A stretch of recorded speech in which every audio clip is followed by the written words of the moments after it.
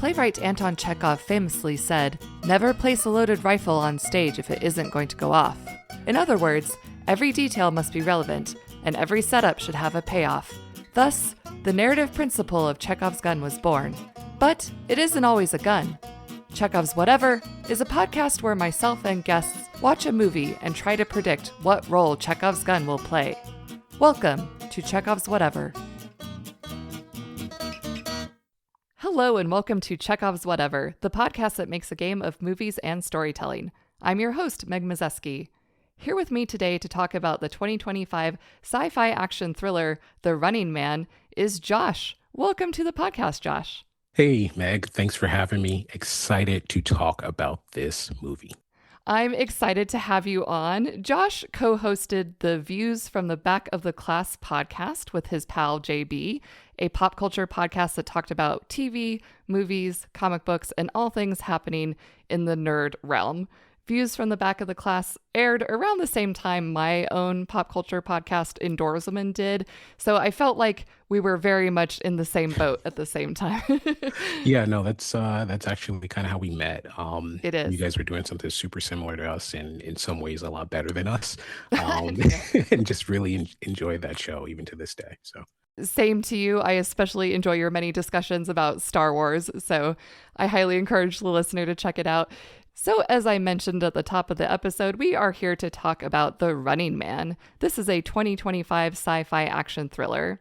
In a dystopian future, The Running Man is a top-rated television show, a deadly reality competition where contestants must survive 30 days while being hunted by professional assassins. Desperate for money to save his sick daughter, Ben Richards is convinced by the show's ruthless producer to enter the game. Ratings skyrocket when Ben's defiance, instincts, and grit turn him into an unexpected fan favorite, as well as a threat to the entire system. This movie stars Glenn Powell, Josh Brolin, Coleman Domingo, Lee Pace, Michael Cera, Jamie Lawson, Amelia Jones, William H. Macy, and a whole bunch of other people. I feel like 2025 is Josh Brolin's year. He's been in everything. Him and Glenn Powell, Oh, for maybe sure. I'm just getting to that age where I don't know who celebrities are anymore, but I'm just kind of like who is this guy? And he's like on Hulu shows and all these movies. I'm like, who is he? I do feel like Glenn Powell just suddenly exploded out of the ether in the last couple of years, and now he's everywhere. I've never seen him in more stuff than now, but good for him.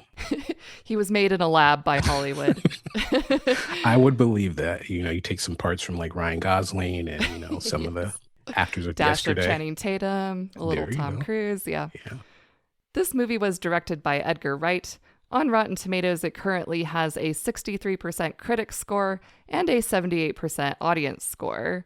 This movie was adapted from the 1982 Stephen King novel, and there was also an earlier adaptation of this same novel, the 1987 film starring Arnold Schwarzenegger. So, Josh, you mentioned before recording that you were interested in this newest Running Man because you were a big fan of the Schwarzenegger movie. Why don't you tell us a little bit more about that and your expectations for this film? Yeah. I'm gonna just come in hot and I'll say those scores from Rotten Tomatoes and audience kind of surprised me. I was like, whoa. Like 60%, 70%. Interesting. Surprising as in you think they were too high or too low? Well, I think they would be inverse, but I thought they were kind of I thought the critic score would be a little bit lower, I see quite what frankly. you mean. And audience score, I can kind of see that. You got people out there who still like, the rise of Skywalker for some reason. But sorry, let me stay focused. But yeah, The Running Man, as a kid, growing up in the 90s, Arnold was that guy. So anything he was in, I love, Kindergarten Cop. To this day, Last Action Hero, I feel like that movie was ahead of its time. And The Running Man, I think the first time I saw it might have been on TNT or something like that. I saw it on commercials and I was just like, Arnold, yup. Running through Say stuff, less. yup. Yeah. And then as I got older and the plot and everything, I was like, okay, it's kind of goofy, but it's still pretty good. But watching that and being like, okay, let me have a clean slate and watching this. I did not read the Stephen King novel or short story, but I know of it. And this one's way more faithful. I heard the director, he had mentioned that he wanted to make like a remake of that movie because he liked it growing up or something. And I don't think this is a remake. I think this is like more of a faithful adaptation. I agree. I would not call this a remake. I haven't read the novel either, but like you said, I've also heard that this is a more faithful adaptation of the Stephen King work. My expectations for this movie ran on a different path. I was very interested that this was an Edgar Wright movie. I, in general, really love Edgar Wright's films. Of course, he did the Cornetto trilogy. My hot take is that I think The World's End is the best of the three. Also, he did Scott Pilgrim, Baby Yep. Driver, which I love. Mhm. Also, Last Night in Soho, which was maybe one of his less popular films, but I quite liked personally. Also, the TV show Spaced. So once I saw that it was an Edgar Wright film, I was pretty on board with that alone. I'm also a huge Lee Pace fan, and that's actually how this movie first came on my radar, is that I follow Lee Pace on Instagram, and he's like, hey, check out this trailer of this new movie I'm in. I checked out the trailer, and I'm like, where the fuck is Lee Pace? And the answer is that he has a mask on for most of the movie, which I feel like is a waste. Yeah, But spoiler alert. No. So, not to get off subject, did you watch Pushing Daisies? I love Pushing Daisies. That's such a To this great show. day, needs justice for that show. Like, ABC screwed up really hard with that one. Pretty much anything Brian Fuller has done needs justice in some way. And by justice, I mean more episodes. More of it, yeah. More of it, yes. Definitely. Do you have any feelings about Edgar Wright and his oeuvre? So I watched this movie and I kind of went into it blind. Like I didn't want to do too much research on the front end, because I didn't want it to like bias me as I'm watching the movie and enjoying it because I take this seriously, people. I do this for you guys. But no, I'm just a movie guy. My expectations for this was kind of like, hey, it's going to be an action flick. It's going to, be somewhat in that summer blockbuster feeling. I didn't know exactly what the story was going to be. I knew the plot line from the Stephen King one, so I was like, is it going to be more Arnold or is it going to be more Stephen King? But after watching it and seeing who the director was, I was kind of like, huh, interesting. If I had to rank the films of his that I've enjoyed, which I've enjoyed more of his films than I have not, I think this one, hopefully I'm not jumping ahead, but this one would be kind of towards the bottom for me. Like I think agree. my favorites would be like Hot Fuzz and The World's End and like Scott Pilgrim versus the World. And first of all, Baby Driver. Yes, Which absolutely. after looking into this, I found out there's going to be a Baby Driver too. So not to make a dad joke, but I feel like he's no longer a baby at this point, but I digress. Adult Driver doesn't have the same Exactly. ring to it. Yeah. just call it Driving Mrs. Daisy or something. Geriatric driver if you wait long enough. There you go. He's going too slow in the fast lane. And now his tinnitus has gotten even worse, which is no laughing matter. But yeah, I was just really surprised that he directed. In some ways, retrospectively, I was like, oh, it makes sense. But in other ways, I was just kind of like, huh, he's done this better in other films. Yes, if I didn't know this was an Edgar Wright film going into it, I don't know if I would have been able to guess that. There are some earmarks in the needle drops and the sound design, but I don't know if that would have been enough for me to identify this as, hey, this screams Edgar Wright to me. So yeah, before we get into Running Man, here's a quick overview of how Chekhov's Whatever works. This is a podcast where myself and the guest watch and review a movie that's new to us. We also play a game where we try to guess what Chekhov's gun will be and how it will play out later in the movie. Chekhov's gun is a plot element that must have a setup and a payoff. That setup usually happens in Act 1, and the payoff typically comes later in Act 3. A Chekhov's gun is also typically a concrete item, action, or person rather than something symbolic or thematic. And finally, a Chekhov's gun should move the plot forward. We get 2 points if we correctly identify a Chekhov's gun. We also get an additional point if we correctly guess how that Chekhov's gun will pay off. And finally, we lose 1 point if we incorrectly identify a Chekhov's gun and its role. Whoever has the most points at the end of the movie wins. Yes. And what do we win? You win the honor of fake internet points. Those are the best. Have you not seen my Reddit page? No, I'm just kidding. All right, so we start our movie by meeting our protagonist, Ben Richards, as played by Glenn Powell. He begs for his job back after being blacklisted for union activism, but not even Ben's sick, adorable baby daughter can convince his boss to rehire him.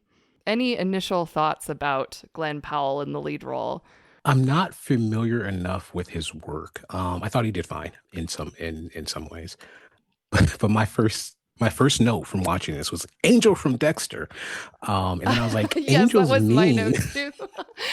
How dare you, Angel? I know Yeah, he's so nice in Dexter. he is. He's like one of my favorite, like, but from his character from there, I just always assume he's like a nice guy. I thought he did play really well, but I was kind of like, ooh, all right, some exposition here, some dump. Yes. But also, I was also like, huh, that survived the writer's room because he was like, my baby's been sick with a fever for a week. And it's like, oh, no, no, no, no, no. Something is seriously wrong. Like, oh, Get that baby to a doctor. yeah. But then I understood why. Yes. But yeah, like a week of fever is that's heart wrenching. Like, No bueno. Yeah. yeah. You mentioned exposition. So, in this scene, Ben catches an advertisement for the Running Man, and we, the audience, get a very economic exposition dump. The Running Man is a super popular reality show wherein runners can win $1 billion if they are able to survive 30 days, all while being hunted by the network's professional assassins. I like to talk about tropes a lot on this show, Chekhov's gun being one of them, Hmm. obviously. There is a common trope called the coincidental broadcast trope. And this is when any television displays a news story, or in this case, a commercial that is directly relevant to the current source of dramatic tension. So we've got our lead character, we've got a reason to sympathize with him, and we see what the stakes and what his goal is going to be very soon. Absolutely. And it was, I think that's when we first got the glimpse of the Arnold books. Like Arnold was on like the money. I was just kind of like, oh, okay, is that the callback and to the original Running Man, or is it just kind of a commentary that that running joke that Arnold's gonna be president of the United States one day, like in The That's Simpsons or true. something like that? So I was like, huh, all right, Why not double both? entendre. Yeah, I enjoyed that Easter egg of Arnold being Oh, I on loved the it. the Yeah. new dollars currency. That was pretty great. At first, when they were like NDs, I was like, what country is this? Because I was like, this should take place in the United States, but they said NDs. And then they were like, oh, new dollars. And I was like, oh, okay. My background's accounting and finance. And I was just kind of like, all right, what's the valuation of this currency? Because they're like, oh, I can make $20 on a shift. I was like, whoa, whoa, whoa. A shift? 20, that's got to be good money or it's got to be really bad. But No near future dystopian movie is complete without just a little bit of slang and things that make you go, hey, wait a second. yeah. How much is the dollar worth? Oh, I tried to do some math on it, but we can get to it later. But I'm still not sure. But yeah, $20 apparently is a pretty good amount of money in the Running Man world. So the 1 billion cash prize would be even more than today's 1 billion is what Oh, you're I suggesting. think yeah, because there was a line where Josh Brolin, I can't think what his character's name was. He was like, if you survive a week, you'll get like $65,000, and that puts you in the top 1% of wealth. And I was like, wait, wait, wait. So if we do a comparison between Mhm. 65,000 new dollars and like it being 1% of wealth and currently it's like, well, that valuation is like that's like really good. That's like our great grandparents where they could buy like a Snickers for like a nickel. It's like, oh Yeah. yeah, that dollar really does go far. But you do have to live in a dystopian near future, is You the do, drawback. you do, you do. So, yes, in this scene, Ben is watching game shows with his young daughter, Kathy, and he is convinced that he can win money through one of these game shows to get her the proper medication that she needs and to ensure that his wife, Sheila, no longer has to work the hostess job that she is working. Sheila, by the way, is played by Jamie Lawson. When he's watching these TV shows, I was getting flashbacks to Idiocracy and like, ouch, my balls. It's kind of that caliber of Yeah, TV show, And this is my first guess, Chekhov's many lavatories. So when he's watching the game show, one of the trivia questions is how many bathrooms are on this specific type of executive jet. And the answer was 6 lavatories. So I felt like that was very specific. They called it out. He made a joke about it. And I'm like, okay, he's going to Slumdog Millionaire this in some way. So my guess is that sometime later in the movie, this knowledge will allow him to stow away on an airplane. that one. I'm just gonna go ahead and tell you, like I missed that one big time. Like at the end, I was just kind of like, how did you not see this? Because in some scenes, I felt like it was kind of under the nose.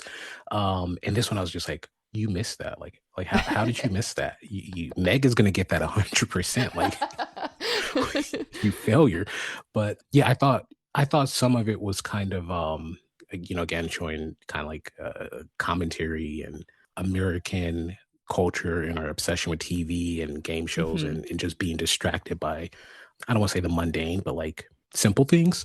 So that kind of flew over my head. And when it came back, I was just kind of like, oh man, that's interesting. In that scene for me, I had my Chekhov's was Chekhov's kid sock. Like I was like, this is gonna be a plot device. Like he's gonna do something with this sock, in this movie. Like it's missing. He found his wife is saying like, oh, it takes forever to make these. I'm like, this Yes. is going to be important in some way. So from the early scene, that was one of the ones I had was just that sock. I was like, hey, those red and white Sonic Dr. Seuss socks. Wicked Witch of the West socks. There you go.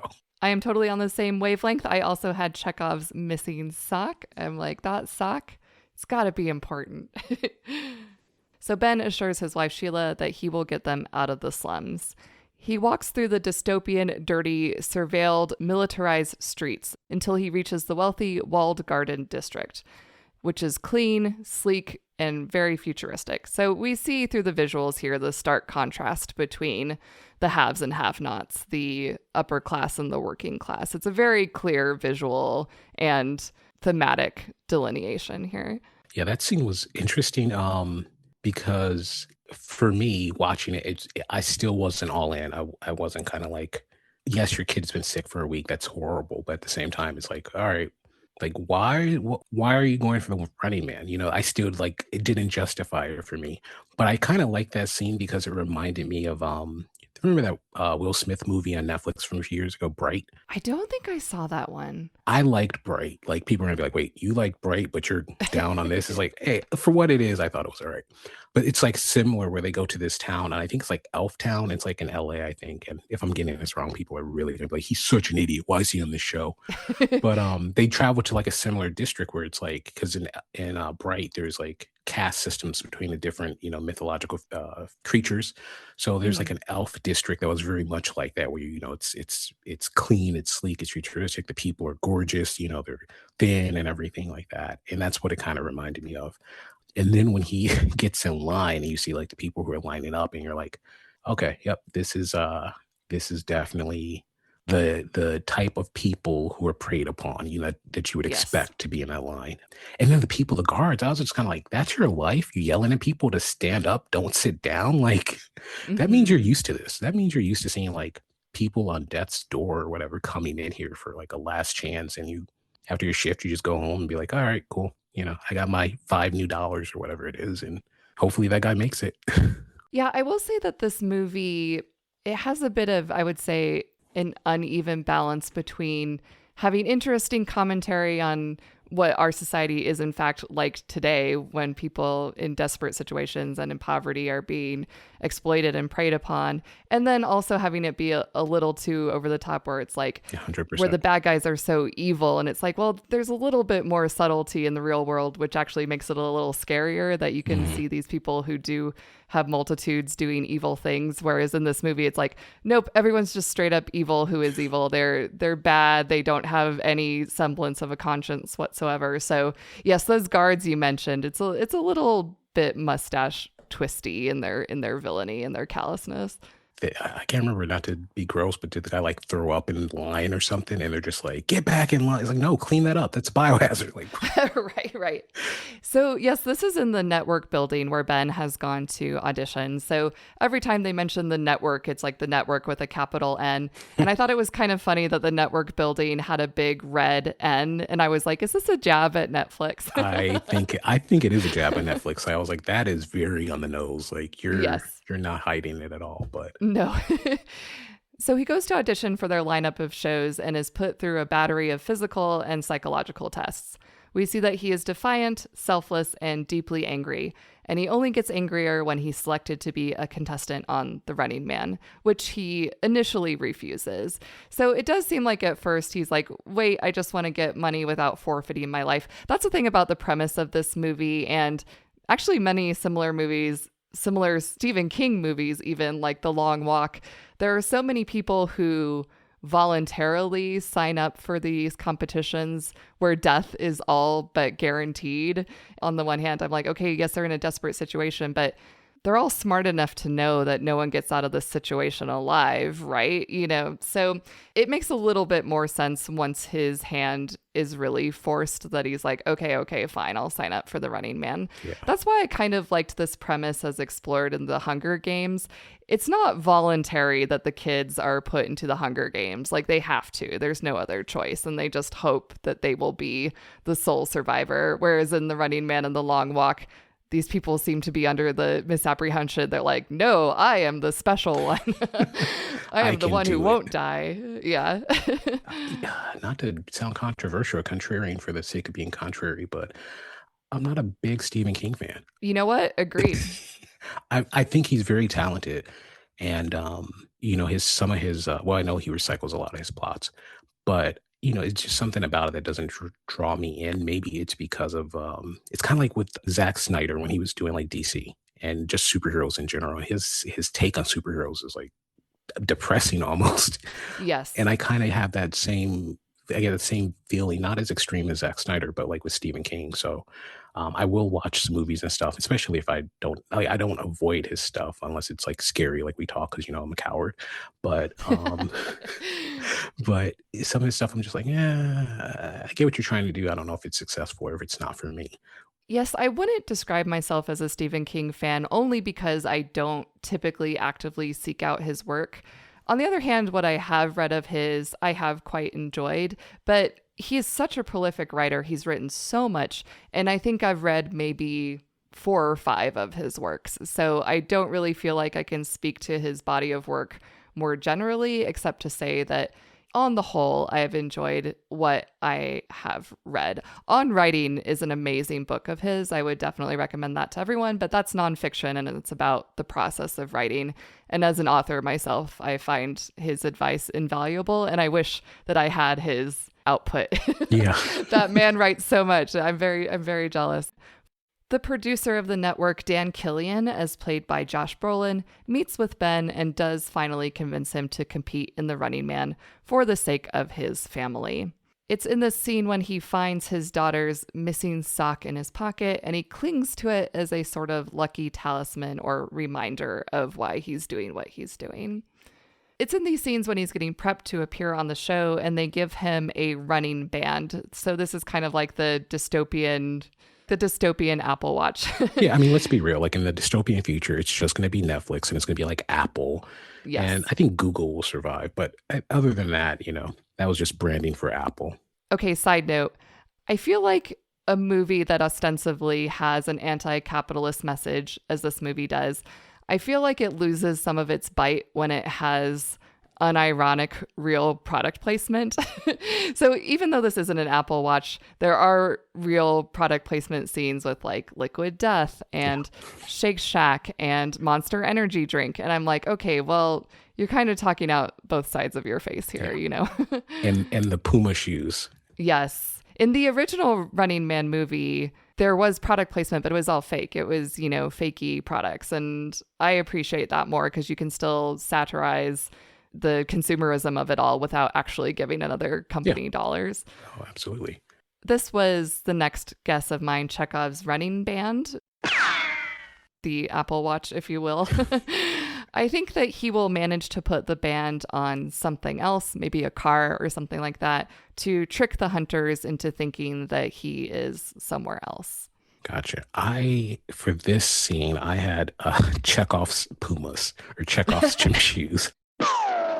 Just because they focused in on them, I'm like, okay, they're going to be important for some reason, either because all the contestants had them. And I'm like, okay, maybe this is like a Running Man shoe and it's gonna give him away or something like that. Oh, that's a good thought. So that was my guess for this scene. Yeah, I think I was reading too much into this. I was watching this with my wife and she's like, are you taking notes? And I was like, yeah. And she's like, why? I was like, oh, I'm doing the podcast. She's like, oh, okay. And she's like, what are the notes about? I'm like, well, I'm guessing what's going to be important in my observations. And I think these shoes are going to be it, or part of it.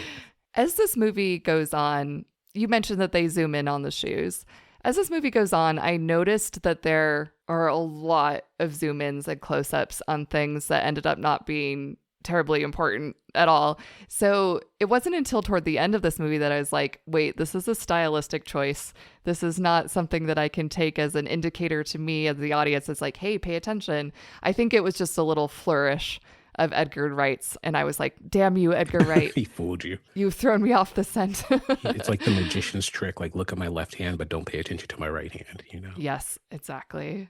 Speaking of magicians, kind of, Ben makes his debut on the spectacle that is The Running Man, hosted by the charismatic Bobby T, played by Coleman Domingo. Okay, he's not a magician, but he's very, flashy. He's flashy, yeah. He's a showman, yeah. So I did not realize that's who the actor was when I was first watching this. I thought that was, I can't think of his name. He plays Mr. Milchek on Severance. And I was like, oh, he's really got some depth. And then my wife was like, he's got range. That's not him. I was like, oh, okay. He reminded me very much, speaking of charismatic, over-the-top MCs, he reminded me of Ruby Rod from The Fifth Element. Yes. Although you can't beat Ruby Rod. He's the best.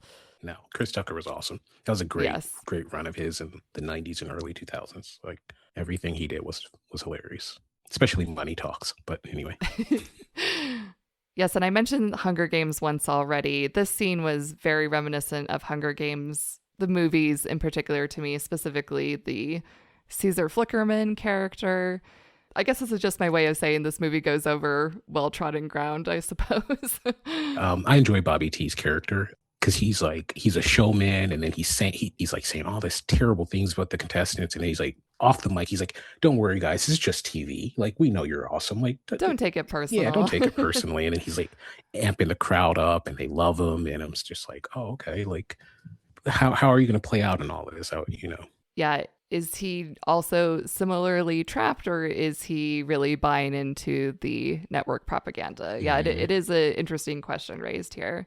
So yes, as you said, Bobby T is painting Ben as this freeloading socialist sympathizer, and the bloodthirsty crowd is booing him. He's getting the villain edit already. Here we also learn all the rules of the game, which will be important for the movie going forward.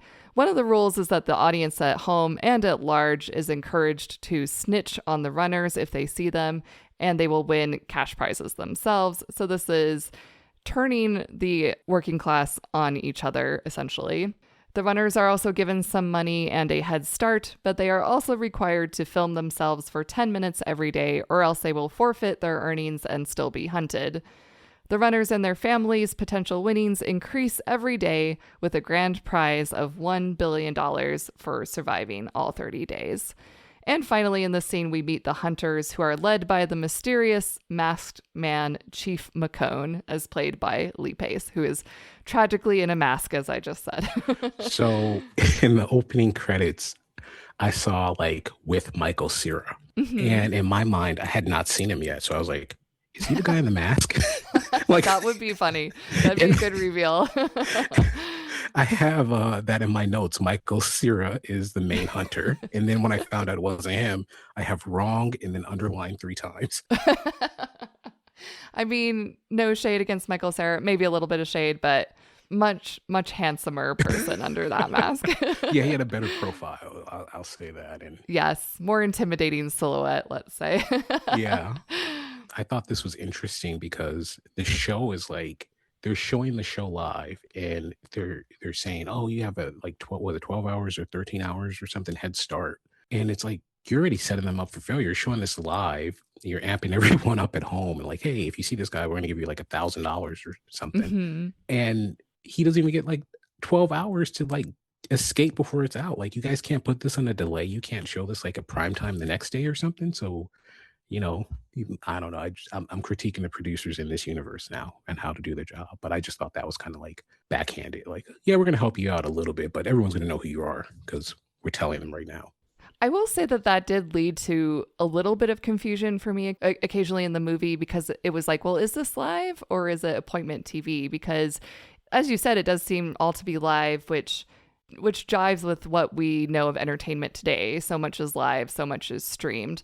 But then later in the movie, it's like, oh, well, put a pause on the action because we don't air until 8 o'clock. And I'm like, wait a second. I thought that this was 24/7, all the time consumer entertainment slop.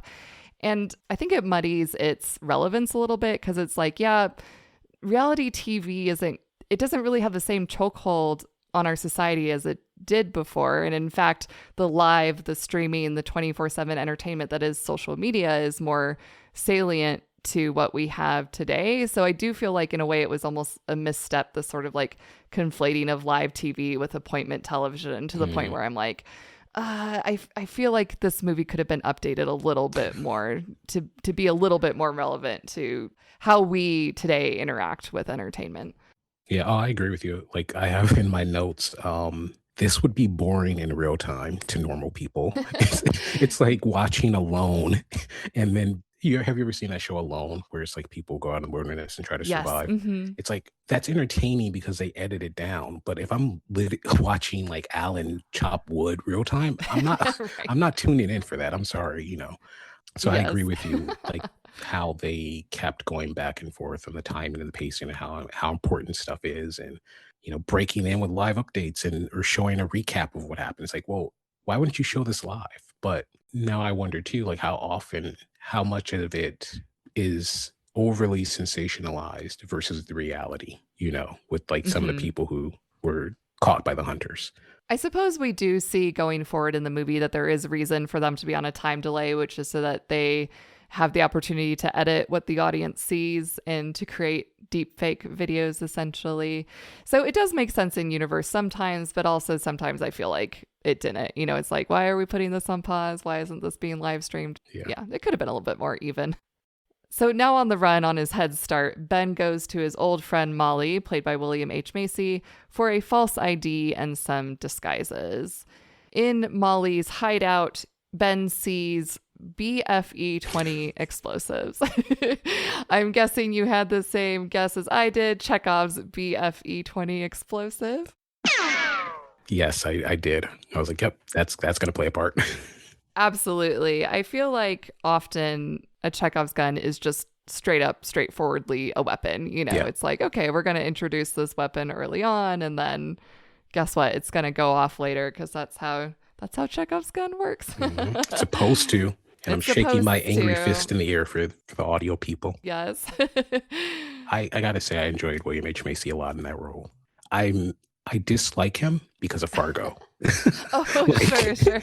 so that, I mean, he's good at his job. He's like Daniel Day-Lewis. I mean, obviously not that good, but I still dislike him for playing that character. So it's like, I thought he did a really good job, and I was happy to see him. If that sounds normal, in the movie.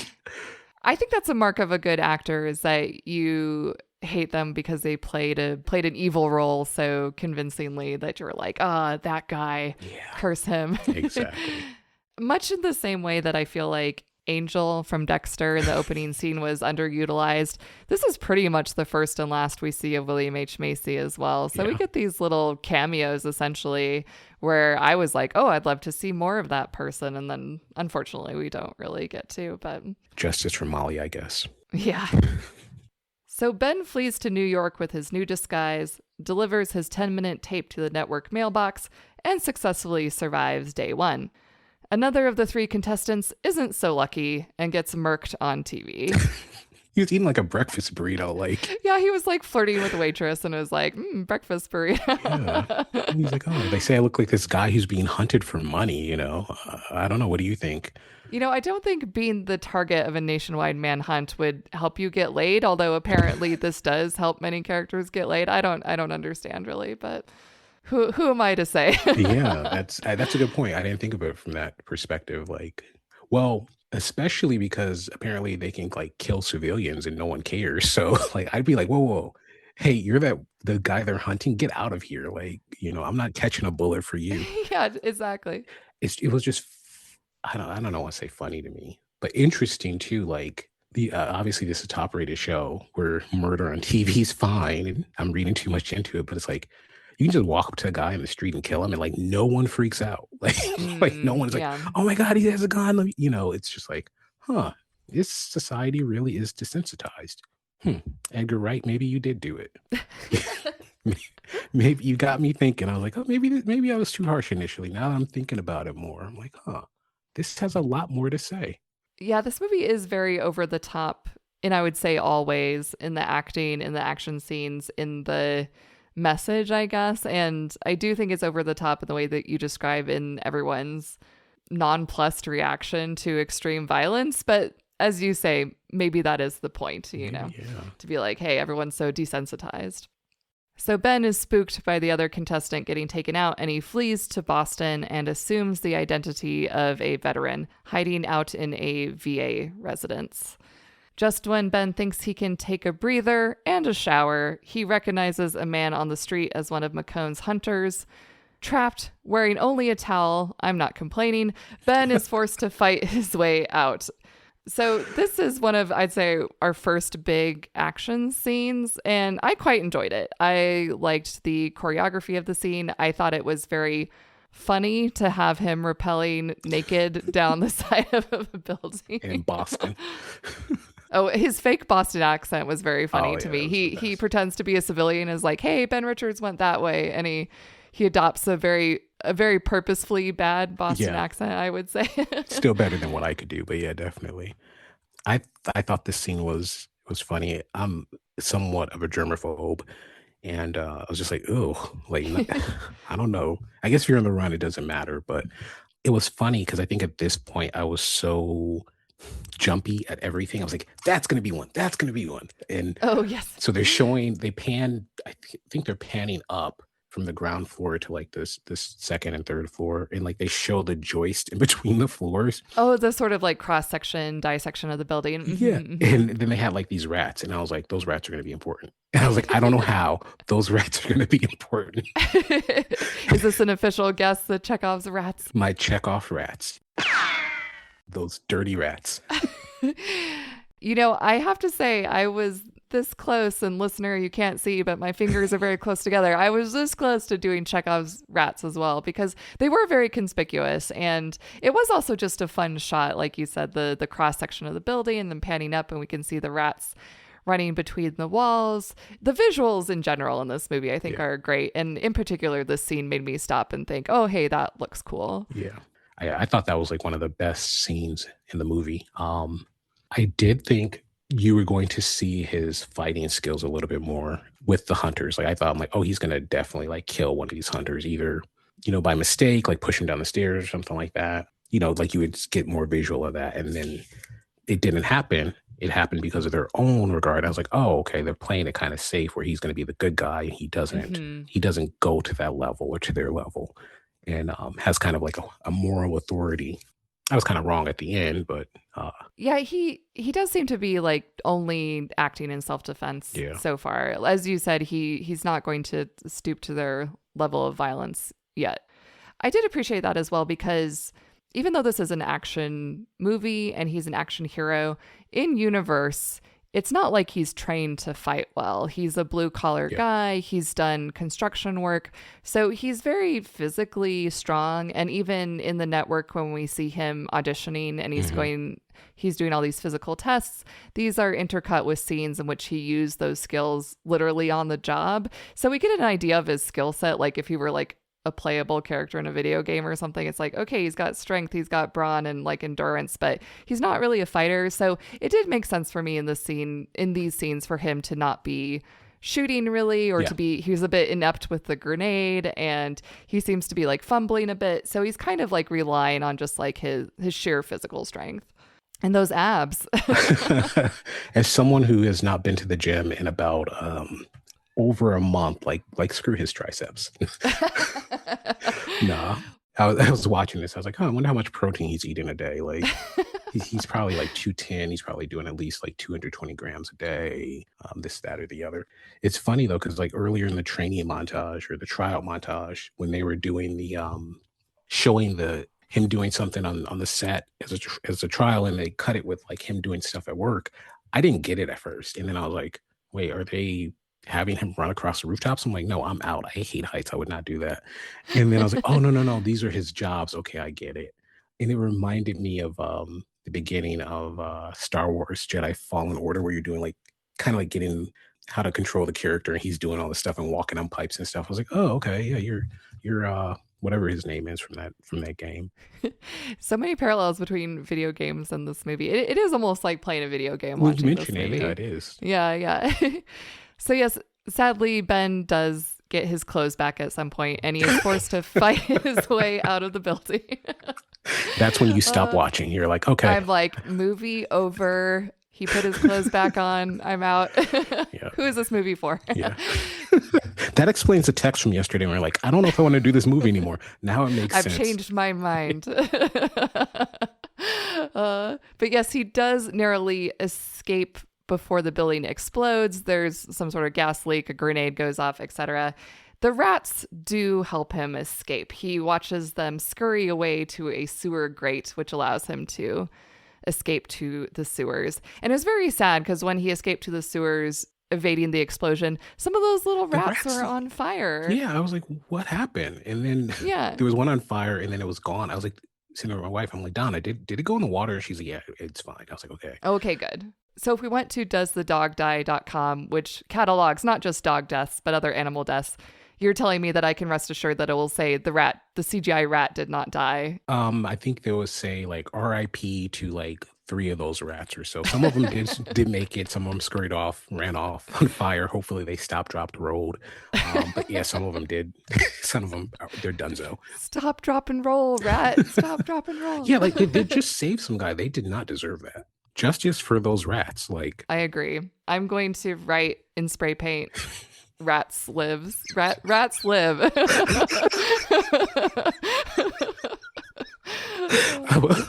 Do it. I'm there with you. I'll do it. We'll start this. We'll start this movement. It'll meet in the middle.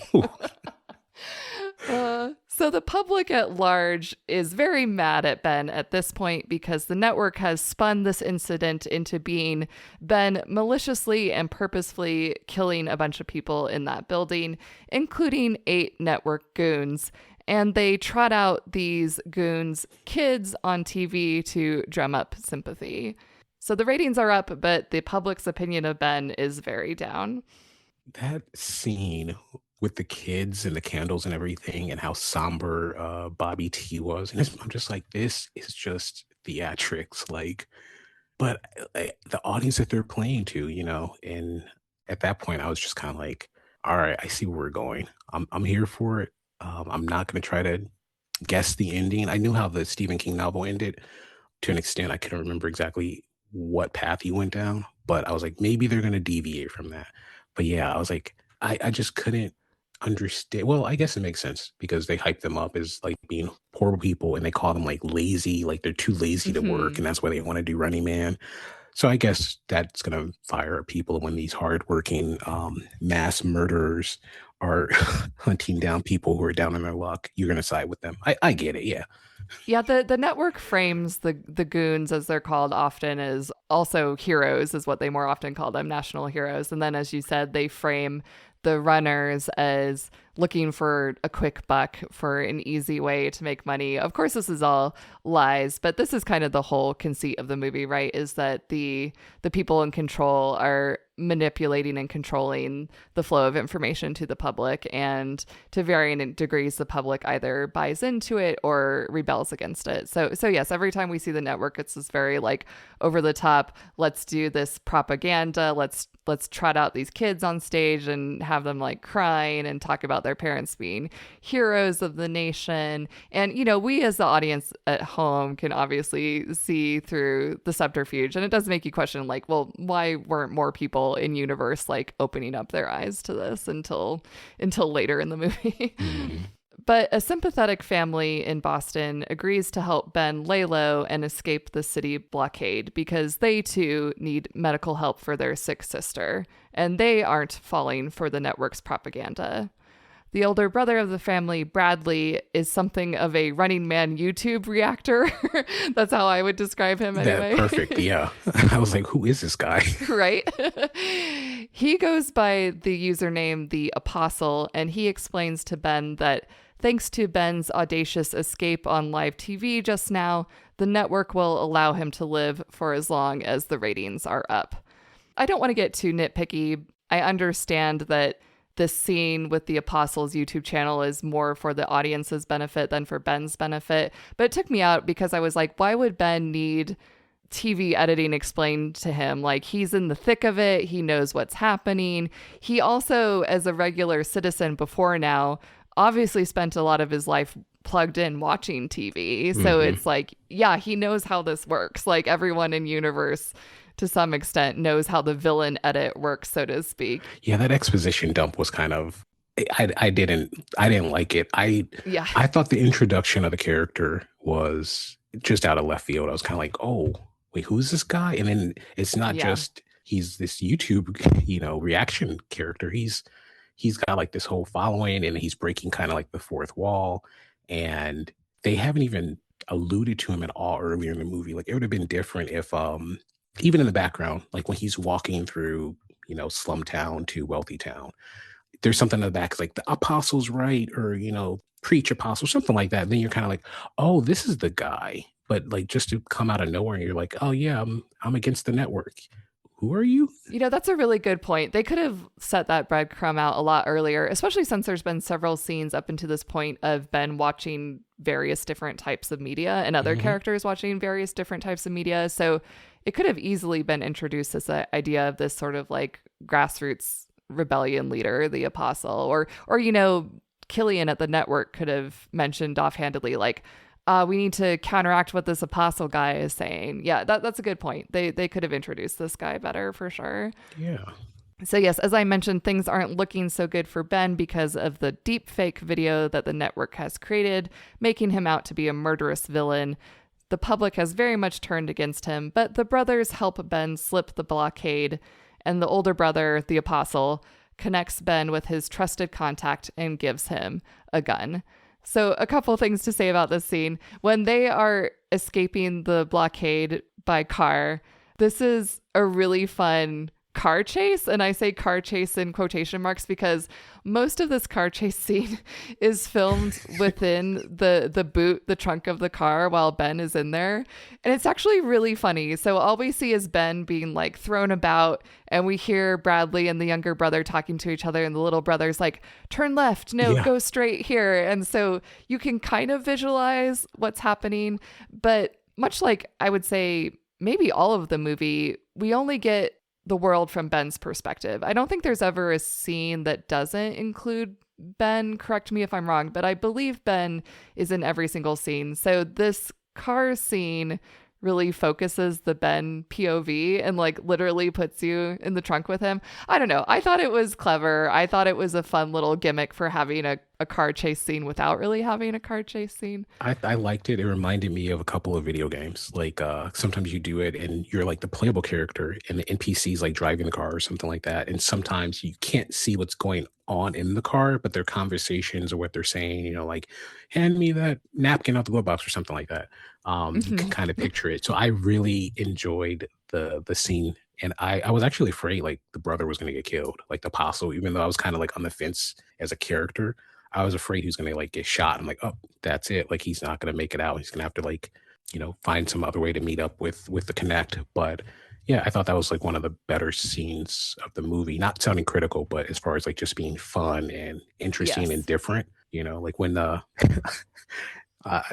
this would not happen in the real world, but they like shoot the trunk and it pops open and he looks and he's like, kind of like has that like, how'd you know I was in here? Look in his face, and he throws a tire iron. It's just kind of like, I'm like, well played. Like, yeah, it's very video gamey. It's very cartoony, but it worked for me here. And as you said, it stood out for me because I did quite enjoy it. Like going through my notes here, many of these scenes, I'm like, man, I practically forgot that scene because it just wasn't very memorable. But this one, it's like, yeah, it was fun. It was entertaining. And it gave me Baby Driver flashbacks in a good way, but also in a bad way because I was like, I could be watching Baby Driver right now. Like, dang it, I could be watching a better movie. Dang it. So yes, the apostle gives Ben his contact, and he also gives him a gun. And I don't know, I debated whether making this an official guess or not, because guessing a literal gun, it's kind of boring, but I feel like I have to on this podcast. So I'm going to say Chekhov's literal gun. I mean, he's going to shoot someone with it, right? I agree. I wrote gun dot dot dot. Yeah. But I was not even like 50-50. I think I was like 30-70. Like, I don't think so, but I'm at this point, I'm just like everything's Chekhov's gun in this movie. So Yeah. So we fast forward to day 13. Ben is still scraping by, but the other remaining contestant is killed by civilians. yes. Children. Like Children. they burn her to death. The kids were named something like Jeff and Jito, I believe it was. Yeah. These ginger twin kids. And my husband wasn't watching the movie with me, and he happened to come in and he's like, "Does that say Jito Cam?" And I was like, it does. Don't pay it any attention. Yeah, they kill a contestant and all they get is like a lifetime supply of like Lucky Charms, but it's not called Lucky Charms. It's called Twink something. I can't remember because my wife is like, did they say Twink? And I was like, yeah. She's like, all right. Of all the times to have fake product placement, they call it Twink something. Yeah. I mean, I guess if I was General Mills, I wouldn't want my cereal associated with like children killers either, you know? That's a good point. Yeah. Yes. Much like how Apple doesn't want villains using iPhones in movies. Yes, I Exactly. can see the logic. Yeah. Apple, aka Lumen. Yes. So Ben catches a glimpse of the other contestants' fate when he is walking through a somewhat derelict plaza downtown in sort of the outskirts. He's no longer in a main city. So there's a bunch of people gathered there watching The Running Man as it airs. And as he walks by, he overhears the people declaring that Richards lives and supporting him. So it seems like in the meantime, he has become something of an underdog folk hero. This was a big record scratch moment for me as a viewer because I was like, wait, did I miss something? Like, Nope. why is the audience on his side now? Because the last we saw was that the audience at large hated him because he had killed these upstanding members of society, never mind that they were trying to kill him. Yes. I think a few veterans too. Yeah, so that's like the last we saw of the public opinion of him. They did not like him at all. And then all of a sudden they're like, yeah, Richards lives. We love him. So I was very confused by this. I felt like it wasn't earned. I feel like the moment in which Ben wins over the public needed to be like very dramatic and very like On screen. very on screen. Yes, very decisive. I need to see why the people at large are suddenly like, yeah, go Ben, team Ben. Yeah, and maybe I'm reading too much into this, but I think Edgar Wright just hates New York and Boston. Like he thinks the people of those states and cities are just the worst and angry. I'm just kidding. Well, actually, I know you're joking, but the best explanation I could come up with is that the people who are in the underclass, the people who are the have-nots, who are living in poverty, who probably aren't in the big cities, they can see through the subterfuge of the network. They're like, I see that we're being lied to. I see that Ben is an underclass citizen like I am, and therefore I'm rooting for him. Whereas the people in the big cities who are the social and economic elite, they're more aligned with the network. So my excuse for the movie is that the last time we saw the audience, it was the upper crust audience. And that's why we saw their opinion. And now we're seeing the other side of the coin. But even making that excuse for the movie, I still felt like it was weak sauce. I think, yeah, I thought it was, there's got to be some scenes that were cut because I'm like, this doesn't really make any sense. Because, yeah, like his journey between from those two plot points, like nothing really happens. Nothing. No. It's not like they're hunting him and he saves somebody and it's on live TV or what's it, the save the cat moment or something like that, Exactly. There's no save the cat moment for the people in universe to get on his side that we see. So it was very random and I just chalked it up to being drunk, hillbilly town folk. So yes. I'm kidding. Oh, the townsfolk. I thought maybe you're watching the movie drunk and you're like, it makes sense. I was 100% sober. No. You had to take the notes about the shoes. I did. I appreciate your commitment to the podcast. Yeah. Yeah, there was no save the cat moment. I thought maybe there might be a scene where he was able to leak some unedited footage to the public. Maybe maybe his new friend, the Apostle, could have helped distribute some unedited footage to the people. Hey, Edgar Wright, if you're listening, next film, shoot us an email, get us some consultation. All I want to be is a script doctor. That's just it. call me That's up. it. I just want to be, I just want to be the guy on the side who's like, well, in this scene, Glenn Powell's beer was 3/4 of a length full. Now it's half. We need to top it. That's it. Continuity. Let's do this, That Starbucks cup on Game of Thrones wouldn't have gotten past It you. would not have, None of these fake drinks they're obviously empty. Yep. Those coffee cups, nothing's in it. Yeah. So speaking of the Apostle, Ben meets up with his contact, Elton, as played by Michael Cera. So here we have Michael Cera. He lives at home with his conservative mother in Derry, Maine. I mentioned this because the movie went out of the way to mention Derry, Maine, which is, of course, another Stephen King Easter egg. Yep. I wrote that in all caps. I was like, Derry, Maine. That place. So Elton is looking to revolutionize the country and avenge his dad, a former cop who is murdered by the Corp. Elton agrees to help Ben lay low and hide out. He hopes that Ben will become a symbolic firebrand to galvanize the revolution.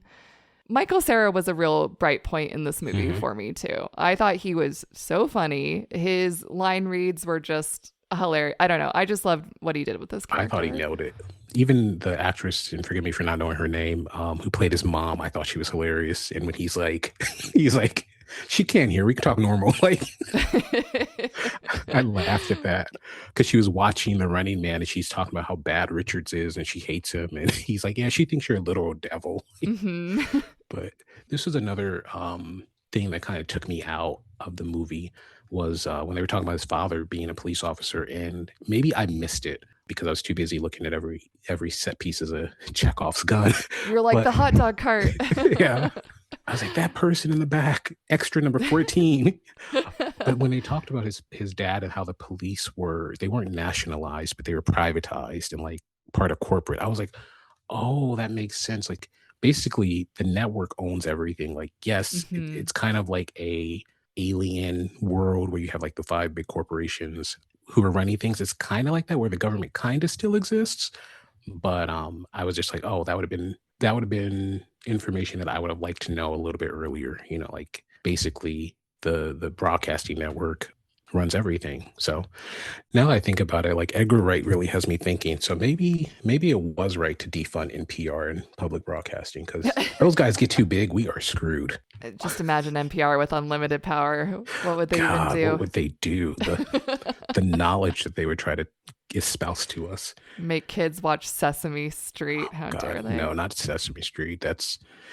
Don't get me started on that Mr. Rogers. Oh. Down with PBS.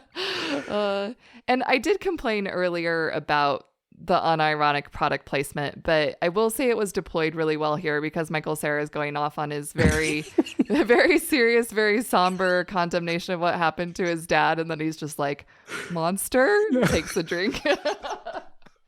That was very funny. That is good deployment of product placement because it punctured the tone of the scene. It was great. That was funny.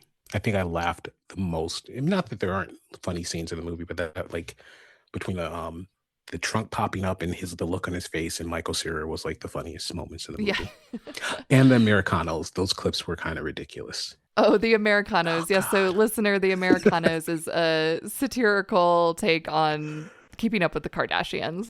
I thought the theme song was catchy. It was pretty catchy. Never seen any of the Kardashian shows, but my wife was like, they're supposed to be the Kardashians. I thought they would be like reality. She's like, no, the Kardashians. I was like, all right, I guess. Yeah. I think Debbie Mazur is like a gorgeous woman, but I can't say the same about the Kardashian mom. Not that I'm shaming anyone. I'm just saying my preference. I haven't seen the Kardashians either, not out of protest or anything. It hasn't come across my transom. And even I was like, that's the Kardashians. So Elton's mother spots Ben and the goons are called down upon the house. Luckily, Elton has lethally Kevin McAllistered his home and he gleefully takes out some goons. He did. It's like Home Alone on steroids. Yeah. Violent Home Alone. Exactly. Macaulay Culkin should like relaunch the franchise with like an adult version of that, and he should just be like Michael Cera's character for like 2 hours. I'd watch that. That would be great. Yes. Ben and Elton nearly escape on ATV, but Elton is shot and killed by Chief McCone. Ben finally embraces Elton's vision for him to be the spark that ignites the revolution, and he takes out a hunter in an explosive blaze of glory. And the hunter he takes out is actually the one he like showed mercy to. Like Yes. it's crazy because you would think that, and maybe again another commentary, maybe this movie's more layered, but it's like he showed mercy to this guy, and then like a couple minutes later he's like, I'm gonna kill you and I'm gonna look forward to killing you. And Yes. like he heard his boss saying like, kill him, we're gonna put it on TV, it's gonna be great. And you're just like, I for sure thought like he would last minute like let him escape or something like that. But I had the exact same note, and I think this relates back to what we were saying about how when the public turns in favor of Ben, it's not really earned the reason for why they changed their mind. And I think in much the same way, Ben's change of heart here also is not earned, because exactly as you said, in universe, maybe minutes have passed. He has gone from being merciful and being like, no, I'm not going to kill this guy, to gleefully exploding him. And I did ask, well, what changed his mind, you know? And I don't think it is earned in the movie for why he did change his mind so quickly or so completely. It rings a little bit false to me. I did. And again, just nitpicking in universe, when he jumps into the water with all the pamphlets, I'm like, those things are ruined. Like you can't distribute those. They're trash. Definitely not waterproof scenes. Just goopy mess. Justice for Alton, though. Oh, I know, right? Again, underutilized actor. Would have loved to see more of Michael Cera. That's the problem when you have the embarrassment of riches, though, when you have such a stacked cast and it's like, well, we can't give equal time to everyone, because then the movie would be like 5 hours long. That's true. So it's at this point that Ben decides he's had enough, no more hiding. He's taking the fight to the network. He carjacks a bratty, bougie young woman, Amelia, as played by Amelia Jones, and demands that she drive him to the Canadian border. I thought she was fantastic. We just watched Task on HBO Max, and she was in that, and I thought she did a really good job. So I was really excited to see her. I was like, oh, okay, like who's she playing? It's just one of those things where you're kind of like, oh, she's playing I can't think of the actress name from the 1987 version. She's now playing that role, kind of. Not so much as a romantic interest, but like the person who's blinded by the narrative that the network has put out about these participants in the Running Man. And, you know, at first she's like, oh, it's so fake. And then he carjacks her in her smart car. And, okay, there was a scene there, not when he carjacks her and he's like, oh, you know, how much did your scarf cost? And, you know, I can't afford to get medicine for my sick daughter. So who's really the bad guy, even though he obviously can afford protein? So, I mean, pick which one, Richards, like healthy kid or like nice triceps or and buys. Gains. Yeah. What do you want, man? Come on. You obviously got a gym membership. I actually really liked this part with the self-driving smart car, because it really spoke to me about today's AI. You know, today's AI, like ChatGPT, is so obsequious, and it's always like, great question, nice job. You know, and this car, whenever it's giving information to her, it's like, nice. And it's so upbeat and like in such a shallow surface level way, because, you know, it's AI. And I really appreciated that touch, because it rang true. Any part in this movie that rang true as a good satire of real life today, I particularly appreciated. Yeah. Like you said, this Amelia character, she has swallowed the network propaganda hook, line, and sinker. She is one of the bougie elite. Like you said, she has this very expensive scarf. So her whole life, she has been fed what the network has told her, and she has believed it. I haven't seen Task, but I did enjoy her in this movie. I really like what she did with the material that she was given. But much like we were mentioning just in the previous scene, like, why did Ben change his mind so quickly about not killing the hunter and then killing the hunter? This character, I feel, also changes her mind way, way, way too quickly. Yeah. So she's very antagonistic against Ben. I mean, obviously, he's like carjacking her at gunpoint. But then she does witness the network take out a civilian militia, and she does witness the network deep fake a video of her. So she does get this glimpse of what's happening, that lies are happening, that deception is happening. But I think that those few very small instances compared to literally an entire lifetime of propaganda, I just don't think anyone's mind could be changed that quickly. I didn't believe it. I could not suspend my disbelief that much. I agree. You mentioned that this character is sort of the stand-in or the parallel to the woman character in the Running Man movie from 1987. I believe the character's name is Amber. I feel like the Amber character is played much more successfully because she does have a slow realization. It's way more substantiated why that Amber character does have a change of heart. And she is in the movie from the very beginning, so she does get an actual character arc.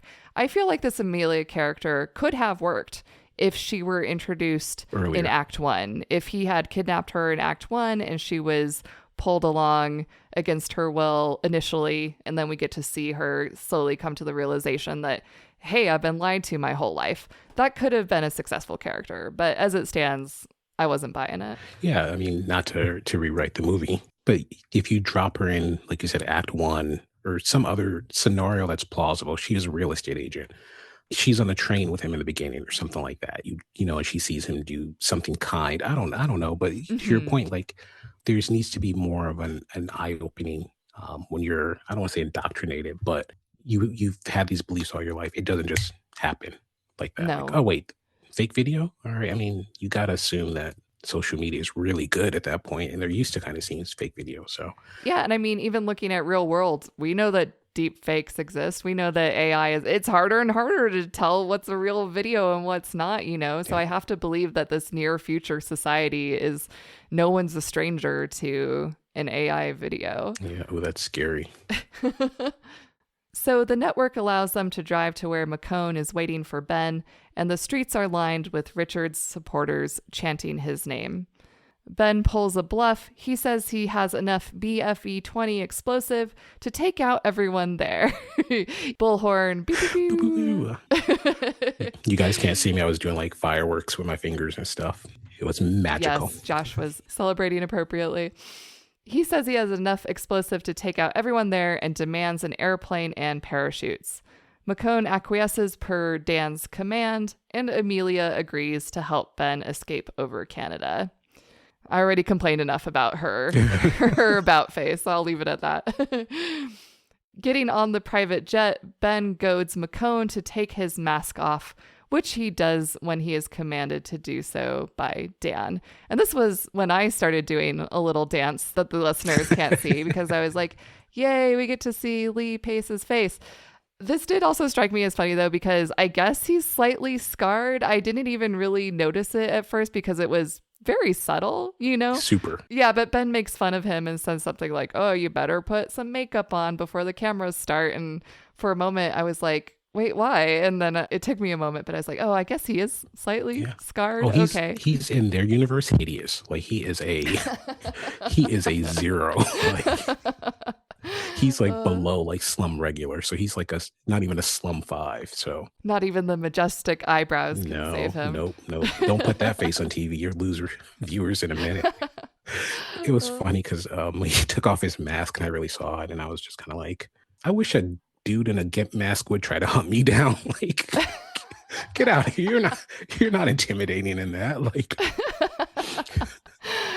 I wish Lee Pace would hunt me down. No, wait, I'll edit that out.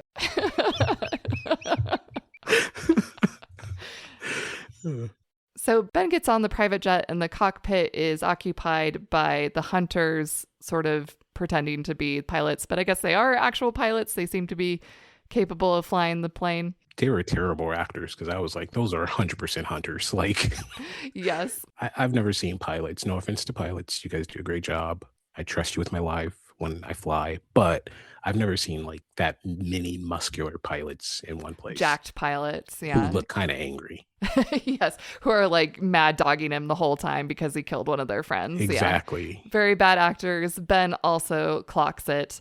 And producer Dan Killian calls Ben's bluff. He knows that Ben doesn't have any BFE 20.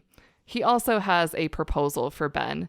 Join the network as the star of his own new reality TV show. All he has to do is kill McCone and the other hunters on the jet. Dan says the audience will eat it up. It'll be the perfect revenge plotline. Ben is confused. I'm a little confused by the movie at this point too. I'm like, this is so messy. What is going on?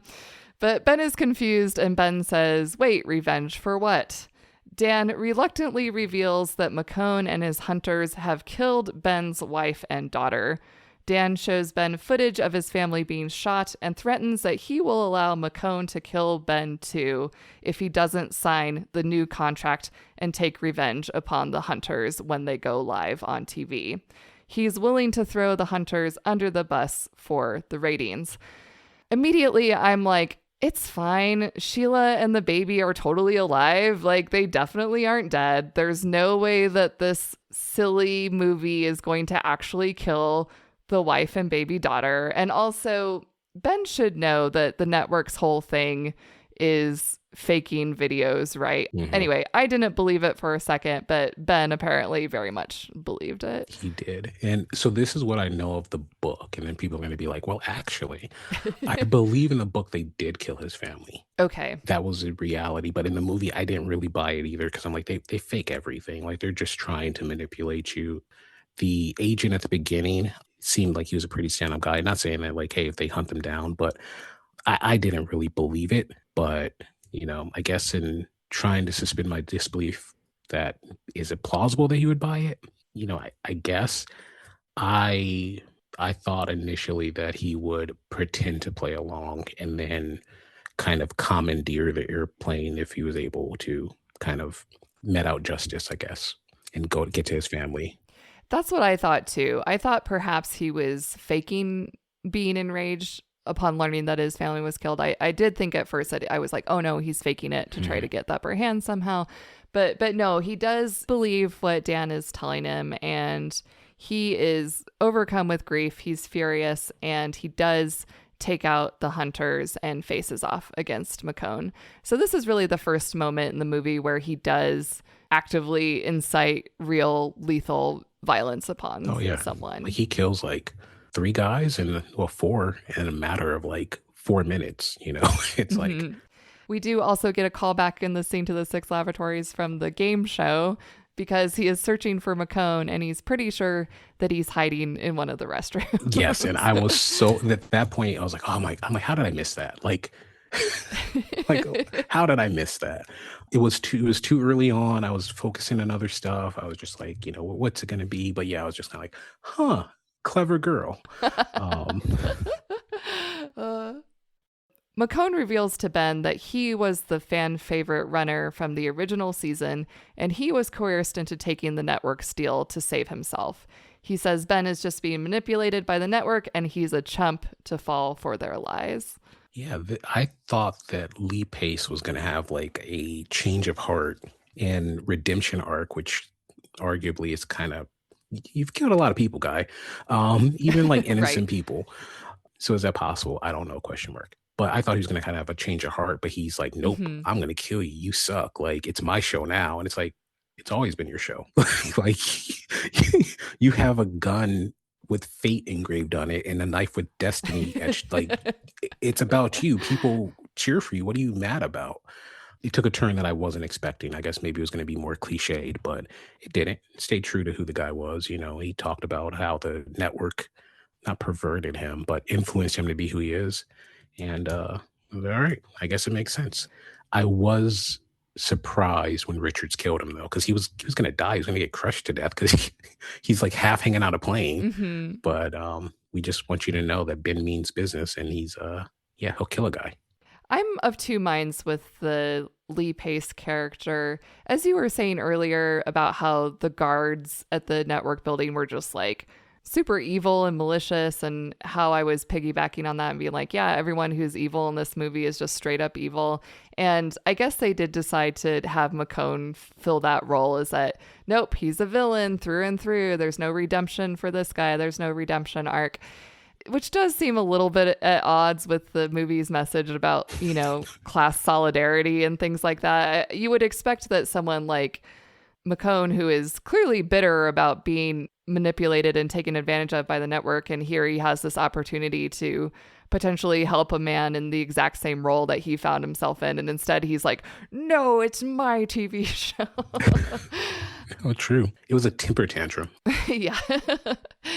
But yes, as you said, Ben does facilitate McCone's death. He delivers the coup de grace as McCone is being sucked out of breach in the hull. It's very Alien Resurrection. Very.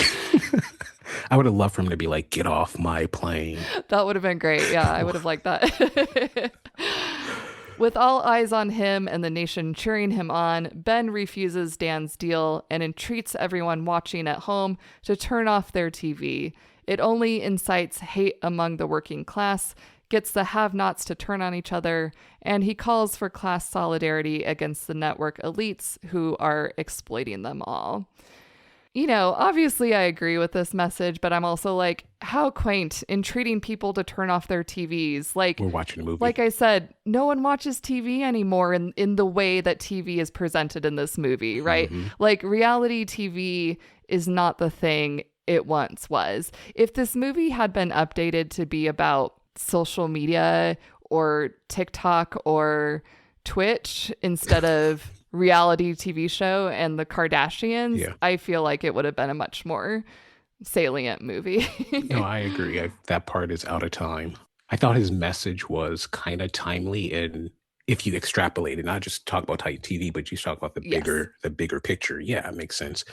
But like, maybe that's the most unrealistic thing about this movie is that like people watch TV live now. Right.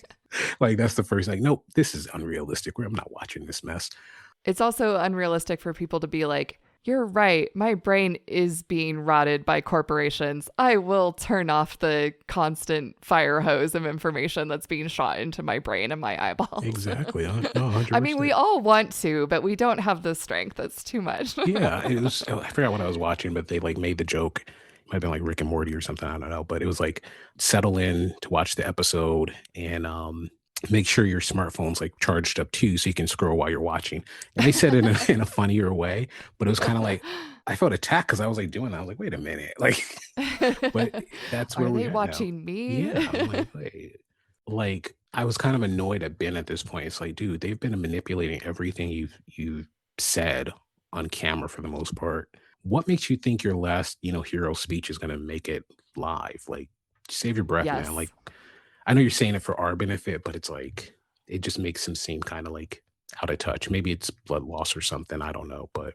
Well, exactly to your point. Dan had cut to a commercial break during Ben's appeal to the audience before anyone could hear his call to arms. Mm-hmm. So the producer gives him one last chance to play ball, but Ben refuses and Dan puts the jet's autopilot on a collision course with the network studio, accompanied by a deep fake video of Ben saying he's going to kamikaze into the building. Which I think is the actual original ending of the book. It is. Yeah, but he pilots it himself. I don't think it's autopiloted. That's correct. He pilots the jet into the building himself, taking out Killian in the process, but yes, also killing himself. So it's a much grimmer ending to the book. So an anti-aircraft missile takes out the jet and Ben is blown to smithereens. Or is he? Record scratch. We cut to the Apostles' YouTube channel. Over a montage of clips, he reveals to viewers how the network edited and manipulated what it wanted the audience to see. And he explains what really went down inside that jet. Its black box was recovered from the crash debris, and Ben's appeal to the public was distributed far and wide, along with Elton's zines that apparently weren't destroyed in the river. Good paper. Yeah. Ben became the match that ignited the revolution, and the people finally rose up against the network. I have so many problems with this. I'm sorry. I can't have the conclusive action of any movie be summarized for me in montage by a character that we've barely met or know. This feels like such a cop-out resolution to the movie for me. I really hated this. It would make more sense, not as from a story perspective, but just logical if the movie was like an hour and a half. It's not. It's like No, in fact, it's too long. They should have spent some of the runtime on actually having this action unfold on screen. I agree.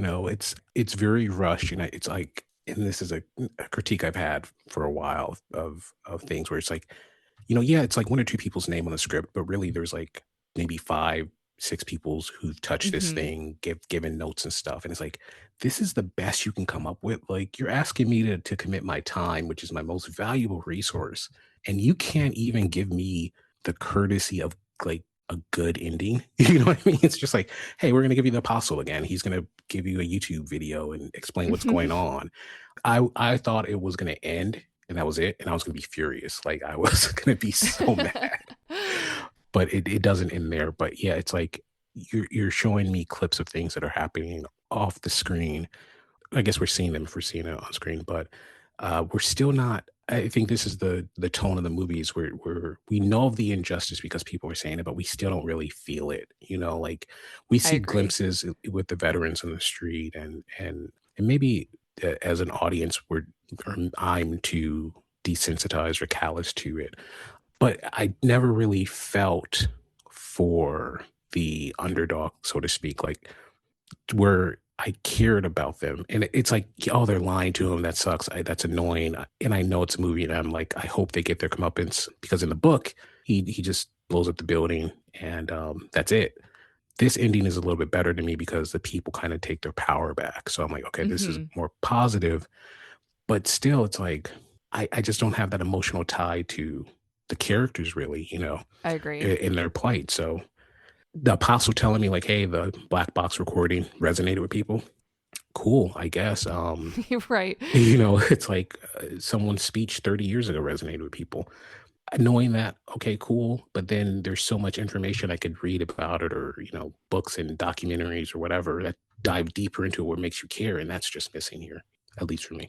I really think, honestly, that cool, I guess, is a great way to summarize how I felt about this, because in the medium of a movie, and especially in this movie where the director very purposefully put the Ben character in the center of every scene, this is really the first scene where we're not there in the moment with Ben. It's not from his POV. And I think it does really suffer for exactly that same reason. We want to see the resolution unfold on screen. We want to have an emotional connection with Ben. And the best way to do that is to really be with him every step of the way. It really comes back to one of the most basic tenets of storytelling, which is show, don't tell. And what this resolution is doing is 100% telling. It's just not effective. I need to see what happens to the character. And it would have been great to see some of these revolutionaries, like the black box girl. It's like, okay, we don't know who that is. They show her in the end credits, and I'm like, why? Yeah. And she's like holding the black box over her head. And it's like, if I find something on the street, I'm not doing that. Like, hey, I found this thing. Like, Or, maybe we could see some actual development and growth in Amelia. Maybe we could see her story unfold about something she does post this mhm. moment to really make a difference and make a change. But no, we get this little YouTube video summary. And I think ultimately I would have been a little disappointed if Ben had died. That would be a bit grim, a bit disappointing. I almost would have preferred if it were just strictly ambiguous whether he lived or died. Like, oh, it's possible he lived, because the apostle does say in his video he doesn't know whether Ben survived the crash, but Richards lives on in spirit and his name is this rallying cry among the people. I think that would have been an interesting, perhaps a more interesting note to end on. Like, maybe he lived, maybe he didn't. In the end, it actually doesn't really matter, because the idea he embodied is what lives Right. on. And as Michael Cera's character said earlier in the movie, you can't kill an idea. Hmm. So that's really what's important, is that Ben's idea didn't die. But no, instead we get everything in a nice, neat bow. Yeah. And we get no justice for Alton because this was his work. He gets shot in the head, forgotten, not even mentioned, and everyone's crediting Richards with being the revolutionary. And it's like, hey, you died for nothing, bro. Yeah. We do get our happy ending, though, if you want to call it that. We cut to Ben's wife and daughter, alive and well, of course. Hmm. No more fever. Thank goodness. I'm not a mom, but I don't like seeing sick babies, Oh, that's the worst. Yeah. even in fiction. It's very heartbreaking. So, Yeah. but yes, the wife and daughter are at the grocery store, and among their groceries are the daughter's socks, the complete pair. And Sheila realizes that this means Ben is still alive. She sees him outside the store, and they tearfully reunite. The wife wasn't in the movie that much, At but all. when she was, I thought she delivered a good performance. And just the way that she looks at him, and I think there's like a single tear running down her cheek or something, but even just her look, I felt was very emotional. And she maybe had the only authentic emotions in this whole movie, I Yeah. I think. thought when she was on screen, she did well. I laughed though when, not to backtrack, but at the beginning when he's calling her, because you get like one call before you go on the show, and he's like, "Yeah, so I'm on the Running Man," and she's like, "You said you weren't going to do that." He's like, "I know, but this guy's going to bring you some money," and then she's like, "Okay, well, I gotta go," and it's like Yeah, you yeah, can see how long they've been talking. It's like 59 seconds, and it's like your yeah. husband could die. Like, I get being pissed off at him, but this may be the last time you talk to him. Like, You got nothing else to nothing say? else to Yeah. say. I think well, I'm glad they didn't do the sassy black woman, and she crosses her arms like, I told you not to go on that show. In case the audience doesn't know, I am black, so I can do that. But yeah, I liked her a lot, and I like that actress a lot. And I don't remember her name, but every time I see her, I'm like, I hope they cast her as Storm in the X-Men stuff whenever it comes out. Ooh, yeah, I she's hope got a so. good Storm look to her. Yeah, I would love to see it. In our final scene, Bobby sees which way the wind is blowing and he decides to quit the show. Producer Dan tries to introduce the new season of The Running Man himself, but the live studio audience won't stand for it. They riot, shouting, "Richards lives," and firebomb the studio. As all hell breaks loose, Ben emerges from the crowd and shoots Dan dead.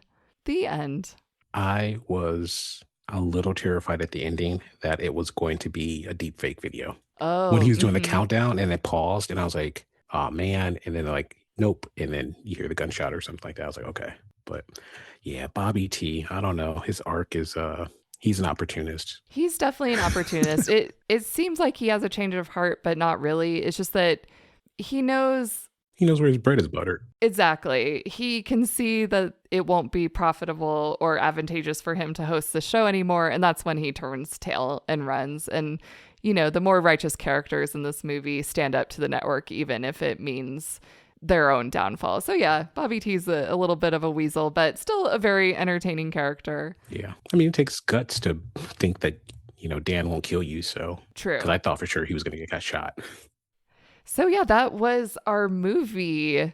Overall, what did you think? Did you enjoy it? I enjoyed it. I thought it was fun. I thought it was a little bit too long in some parts where it's like dragging on. I'm like, okay, this is less fun. Hmm. And then I thought it was just kind of disjointed in a lot of areas where it's just kind of like falling flat. And I was like, is this just me? Am I being too critical? But having talked with you, I'm like, nope, I was right. There are a lot of moments in the movie where they want you to feel something, and it's just not there. They don't show you. Hmm. There's no reason for it. And that's why I was like really, really shocked when it was Edgar Wright who Yes. directed it. And then I was like, well, maybe because he's British and, he just, it's just different, different perspective. But I was like, no, he's been around enough and he's done enough work where this shouldn't have been a difficult story for him to tell, portray, and direct on the big screen involving like Americans and capitalism and things like that, because he's done it well in other films when he's made comments on it. So I liked it. I did like it overall. I'm not like, oh man, I picked the wrong movie, Meg, but it was enjoyable. I don't know if I'd go back and rewatch it. The OG 87 one, still my favorite Running Man movie, which is not saying a lot because, Because there's been two. yeah, exactly. But I did like too how sometimes in these dystopian stories, they don't allude to what else is happening in the world. So I did like him saying like, I'm just going to go to Canada and wait this out because obviously in good old Canada, I love Canada. So not being sarcastic, like except for poutine, y'all can keep that. Not my thing. But Canada not being crazy, he's like, it's safe for me to be there. Like murder's illegal on TV in Canada, I'm assuming. So I did like that glimpse into okay, there is some normalcy in the rest of the world because that's one of the things I don't like in some of these stories, like the Walking Dead. Like I never got out the first season because I started late, and then I was like, do they ever leave Georgia? And I googled it, and it's like, nope. And I was like, so you don't even know if this is happening worldwide or just Georgia? Like, give me more information about the world. Maybe it's not relevant to the plot, but I do appreciate that when it comes to like world building because we're all interconnected, especially in this day and age. So I did like that aspect of it. But overall, it was an enjoyable movie, but maybe not revisit it, but worth checking out. I agree. And what you were saying about Edgar Wright being English and living in the UK and not being an American, I do actually think there's something to that now that you mention it. Being an American, of course, there's a lot of parallels with other Western countries, but it isn't exactly the same, obviously. It's not the same society, especially when you've grown up as an American versus as an English person, you're going to have a different perspective. And also, weirdly, in a certain way, I'm like, yeah, America can be a dumpster fire, but it's our dumpster fire, and you're not allowed to have an opinion on it.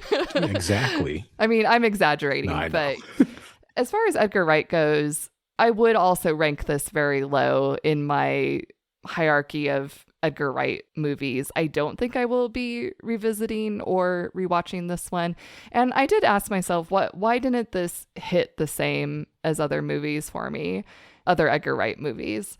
I'm afraid I don't really have an answer except maybe perhaps the casting. And I don't want to crap on Glenn Powell because I do like him in every other movie I've seen of him. I enjoyed him in Hitman. I really enjoyed him in Twisters.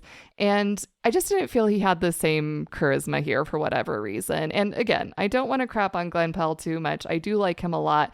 But throughout this whole movie, I felt like in every single scene, he was acting with a capital A. I felt like I was watching Glenn Powell, the actor. I didn't feel like I was watching Ben Richards, the character. It was a very over-the-top performance that didn't quite land for me. I also asked myself, well, which contemporary actor do I think would fulfill this role better? I was thinking maybe a Channing Tatum, maybe. I feel like Channing Tatum could really embody the righteous anger, the rage in a way that I didn't really buy with Glenn Powell. But all that being said, I think that he tried his best. He certainly wasn't phoning it in. I can't accuse him of that, But yeah, I don't know. Just didn't land for me. I agree with what you're saying. I agree with a lot with what you say. I think who I would prefer to see in this role, and it's kind of cliched, but bear with me. I think John Cena could have done really well. Oh, yeah. I think he could have pulled it off. Maybe because I just watched Peacemaker, within like the last month and a half or so. But I think he can do the comedy, he can do action. I think he can do drama a little bit too. And he'll make you kind of like believe that he's actually that character, not just, like you said, acting on the screen. Because that does help you. It makes the movie for you, helps draw you in. And if you're just like, I'm just watching someone kind of like read lines, you're not there with them. You're just observing it. They're not really drawing you in from the story, from the acting, everything. I do also feel like this movie could have really benefited from a bit more editing. The runtime sagged a bit for me. I very seldom watch a movie in pieces. I really like to just sit down and watch a movie start to finish.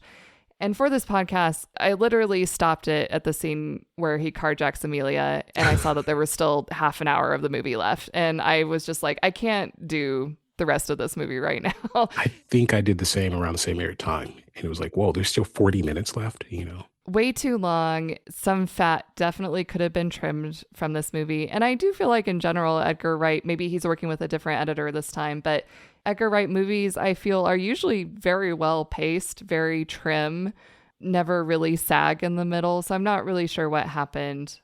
I feel like their soundtracks are better too, because I like the songs in the movie, featured in the movie, but I don't know if I like them with the movie, because some of them were just kind of like foreshadowing or just too on the nose, and it's just Yes. kind of like, I don't know. Like, we're in the future, we're listening to Sly and the Family Stone. Like, that doesn't, I don't know. I just couldn't, in comparison to his other work, I feel like the music features in better or layers in better.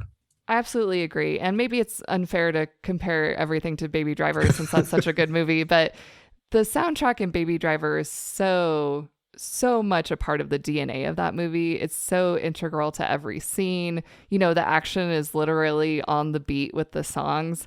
So when there's an Edgar Wright movie that's hyping up the soundtrack, I'm expecting a Baby Driver caliber of soundtrack. And when it doesn't mesh as coherently and beautifully and perfectly as it does in Baby Driver, it does feel a little bit disappointing. Oh, absolutely. I have a Baby Driver playlist that I listen to all the time, and I don't think that I will have a Running Man playlist. But, you know, I've complained a lot. I've said a lot of nitpicks about this movie. I do want to say, as far as high adrenaline, explosive action movies go, it's a good action movie. It's a very serviceable action movie.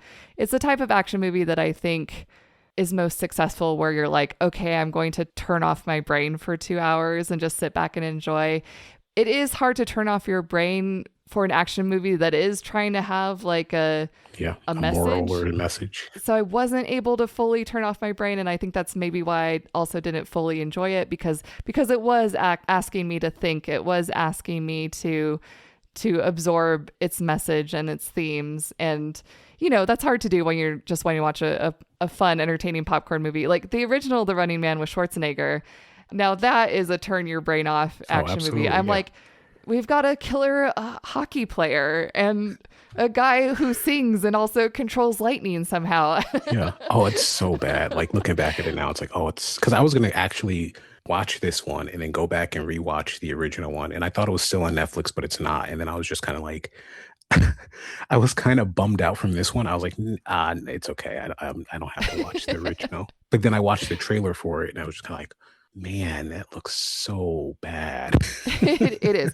It's one of those movies where it's so bad it's good. If I had to choose between watching The Running Man 1987 again or watching 2025 again, I'm sorry to say it, but I think I would choose the 87 movie. 87. I agree. Yeah. All right, that's going to do it for our discussion of The Running Man. Now it's time to go into the game and find out who won. Can I do drum roll? Yes, you may. Nice. Okay, our very first Chekhov's whatever was my guess, Chekhov's Lavatories. I am patting myself on the back for that one, I have to say. Pretty proud of myself. Thank you.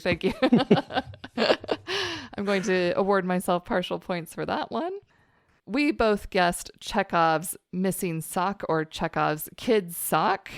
Ultimately, I think this is something that is simply symbolic. Every time Ben pulls that out of his pocket and looks at it, you know, he reminisces about his family, but the sock doesn't ever really play a narrative role beyond that. Do you agree? I agree.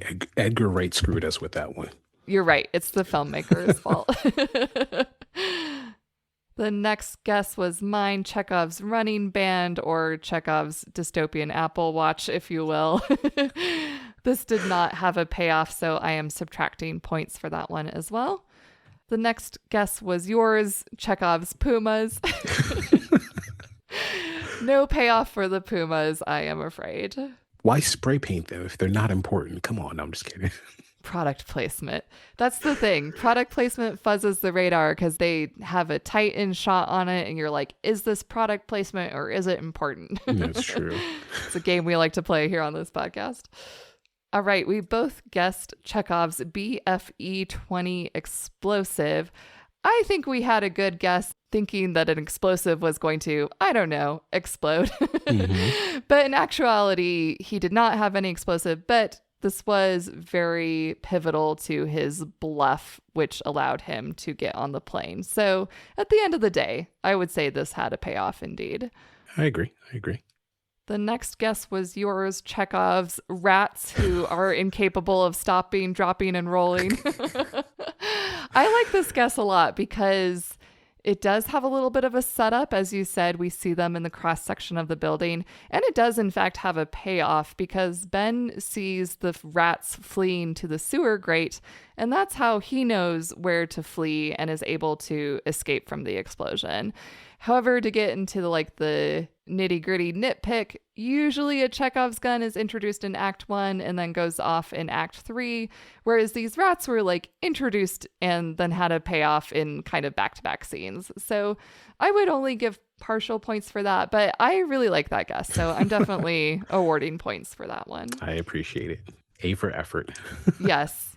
And finally, we have Chekhov's literal gun. This was a very interesting one, I think, because the gun, he does use it to carjack Amelia, but then he throws it out the window after he's carjacked her.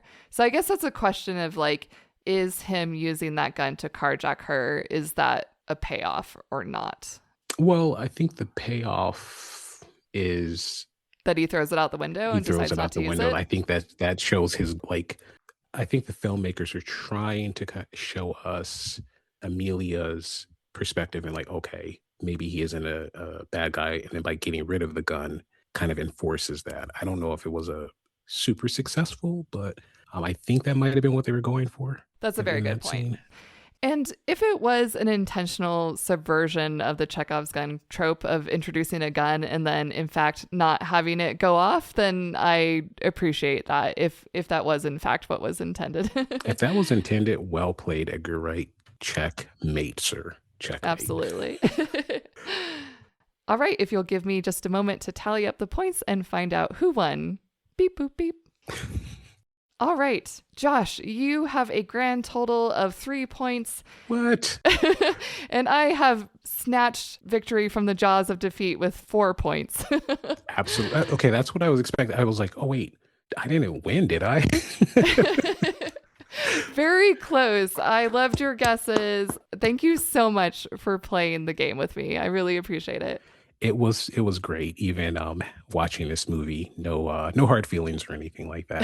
Having to sit through over 2.5 hours of this, but no. You said time was your most important resource. I hope I did not waste it. It is. You did not, especially since I was invited to come in and do the show. They say never meet your heroes, but in this case, they're wrong. So thank you for having me, and this was definitely fun.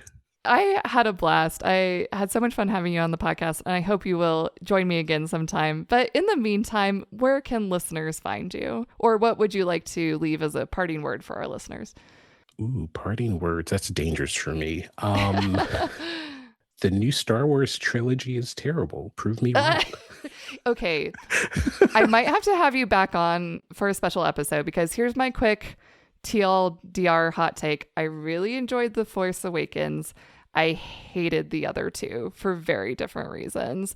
And I could go on for probably hours and hours. I would love to do that.